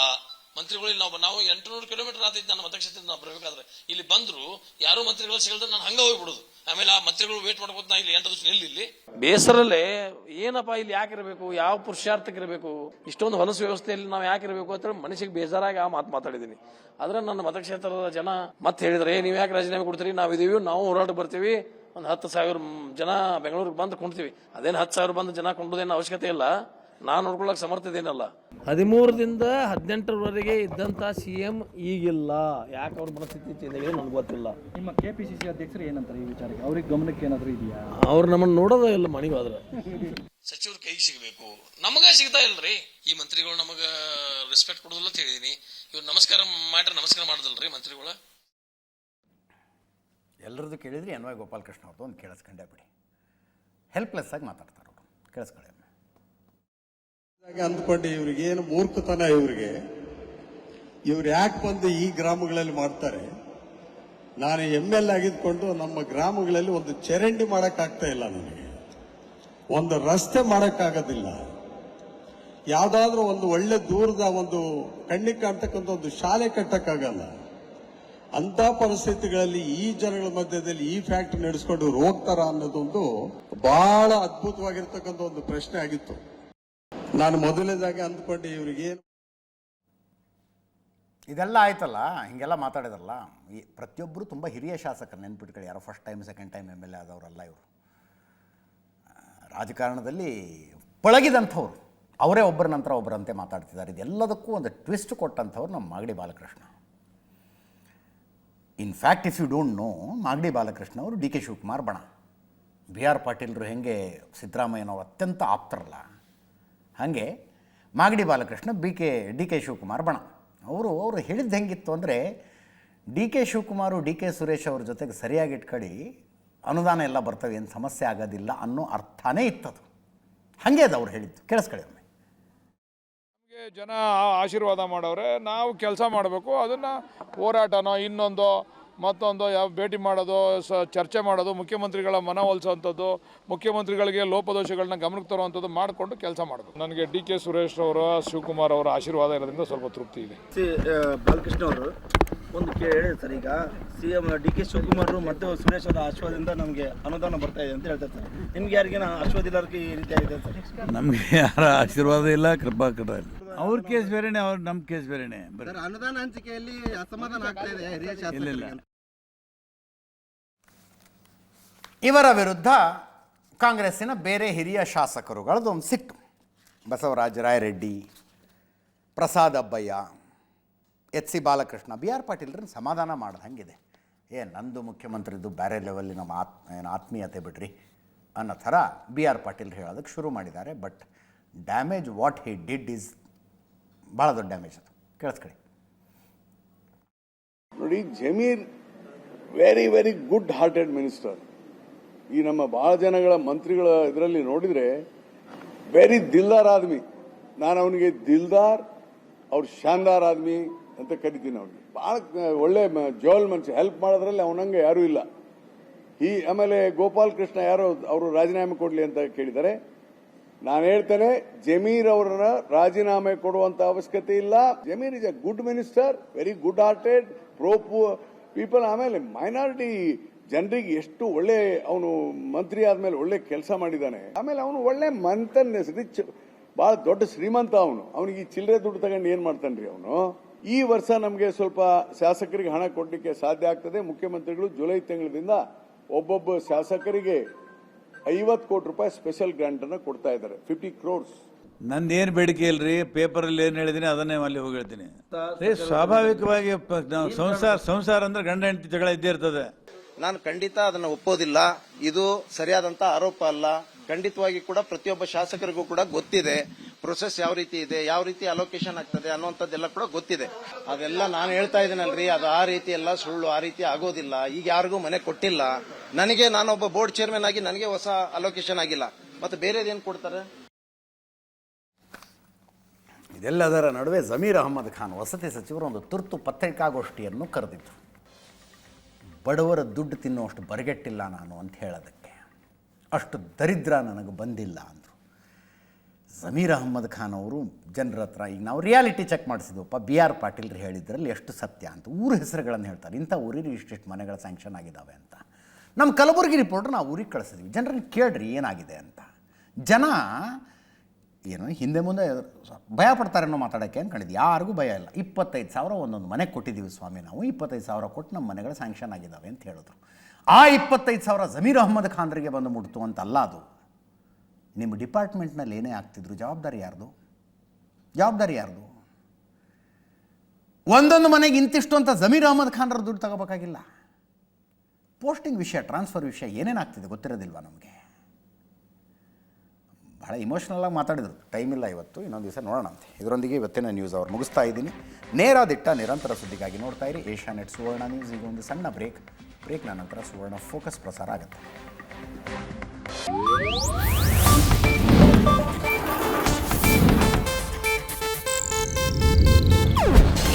ಏಷ್ಯಾನೆಟ್ ನ್ಯೂಸ್ ನೆಟ್ವರ್ಕ್ ಪ್ರಸ್ತುತಿ.